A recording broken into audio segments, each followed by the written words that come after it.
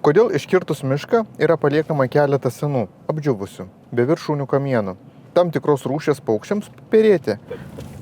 Neperėti, pakalenti, iškristi, ten samonos. Ne vien tik tais paukščiai, yra visokių kitokių dar.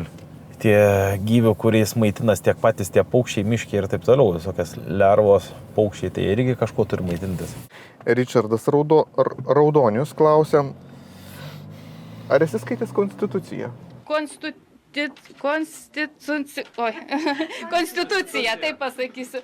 Šiaip tai jisai parašė Konstitucija. Konstitucija?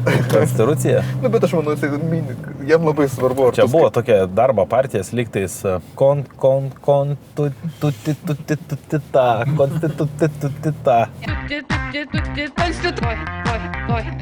Paprastai ir Kaip sunku ten visiems politikam išgyventam, jie kaip medžiai. Ilga parašė komentarą, bet realiai jisai siūlo, kad medieną reikia išvežti tik iš pagriovių, bet ne iš miško. Reikia išaiškinti, reikėtų dar jam paaiškinti, jis tikriausiai žino, kas yra pagriovys ir kam yra skirtas griovys. Griovys yra skirtas drenažui, surinkti perteklinę drėgmę iš laukų ir iš miškų. Ir kad tie grioviai teisingai funkcionuotų, juose ir neturi būti ir negali juose augti medžiai. Jeigu juose auga medžiai, tai reiškia blogai yra ūkininkaujantis ūkininkas ar miško savininkas šalia, dėl to, kad jie nelieka savo tiesioginės tikrosios funkcijos. Jos reikia taip kirsti. Mindaugas Tamošauskas klausia, ar esat radę elnių ragų? Gal mėgstat specialiai paieškoti? Elnio ragų esu radęs ne vieną, specialiai neieškau.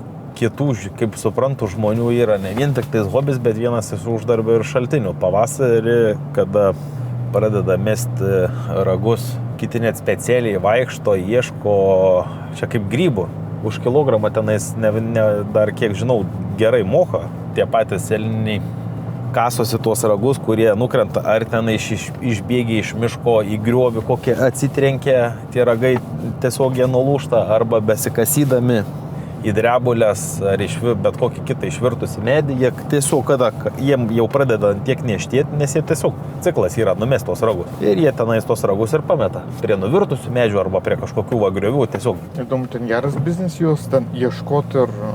Gali pabandyti, paguglinti elnio ragų supirkimo kainą. Tai elnio ragai kiekės vers kokius 2 kg, žinok.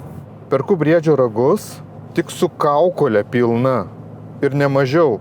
Ragai, kad svertų 12 kg. Kaina 1 kg kem 4 eurų. Su kaukolė. Tai iš medžiotojų gal perka. Tai kilogramų kaina kem 4 eurai. Tai jeigu sveri vieni ragai kokie, kiek jie gali sverti? 10 kg gali sverti? Ne, 2 kilus. Išeik pasivaikščiok, ras kokius 5-6 ragus. Galima taip? Per vieną kartą? Tai kiti sako, vien tik tai to ir užsiminėjai.